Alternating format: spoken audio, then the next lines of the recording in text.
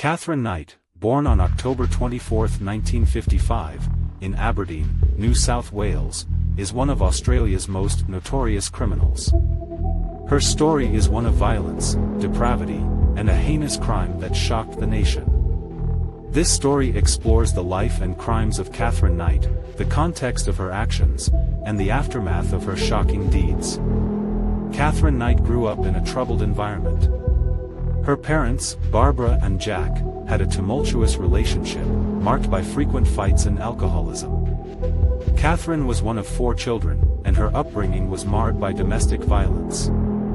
From an early age, Katherine was exposed to a dysfunctional family dynamic, which played a significant role in shaping her future behavior. Knight's early years were marked by instability and chaos.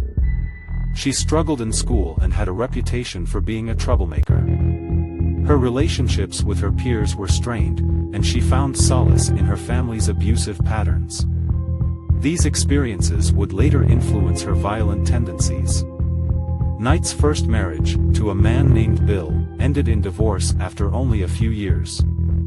During this period, she began exhibiting disturbing behavior, including violent outbursts and a fascination with knives. Her second marriage to John Price was particularly significant, as it would later become the focus of her most notorious crime. Knight's relationship with Price was turbulent.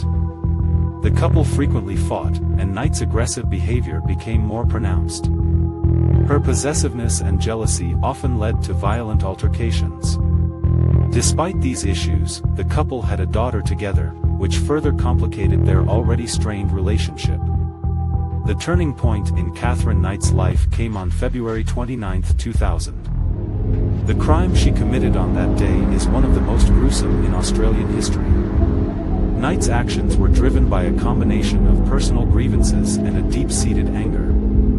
On that fateful day, Knight and Price had a heated argument. Price, fed up with Knight's constant aggression, decided to leave her. Knight, however, was determined to maintain control over him. Her rage culminated in a brutal attack that left Price dead. The details of the crime are shocking and disturbing. Knight murdered Price, skinned him, and then cooked parts of his body, intending to serve them to his children. This act of violence was fueled by Knight's desire for revenge and control. The extent of Knight's brutality was revealed when the police arrived at the crime scene. They discovered Price's body dismembered and parts of it prepared as if for a meal. The grotesque nature of the crime sent shockwaves through the community and the nation. Following her arrest, Knight was charged with the murder of John Price.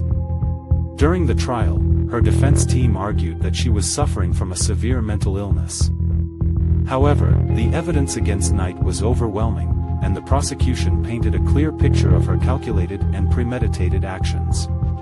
Knight was found guilty of murder and sentenced to life imprisonment without the possibility of parole. Her trial garnered significant media attention, and her crime became a subject of widespread discussion and analysis.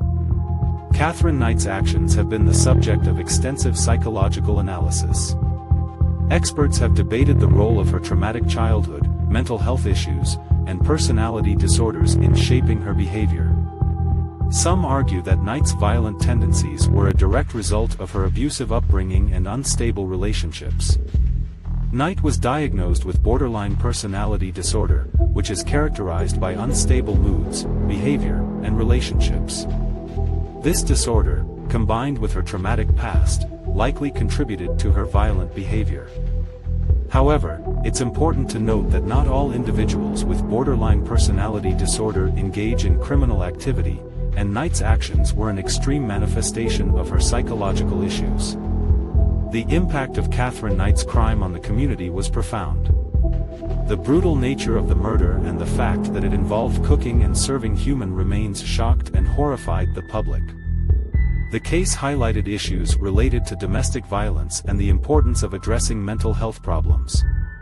Knight's crime also led to discussions about the need for better support systems for individuals suffering from mental health issues and the importance of recognizing and addressing signs of domestic abuse. The case remains a cautionary tale about the potential consequences of untreated psychological disorders and domestic violence. Katherine Knight is currently serving her life sentence in prison. Her case continues to be a subject of interest for criminologists, psychologists, and the media.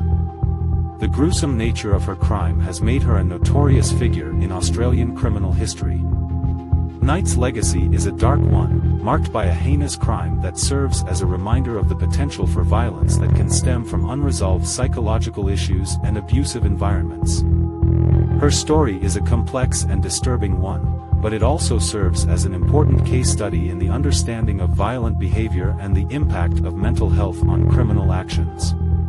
In conclusion, Katherine Knight's life and crimes represent a chilling example of how personal grievances and psychological issues can escalate into extreme violence. Her story is a testament to the importance of addressing mental health and domestic violence issues before they reach a tragic and irreversible point.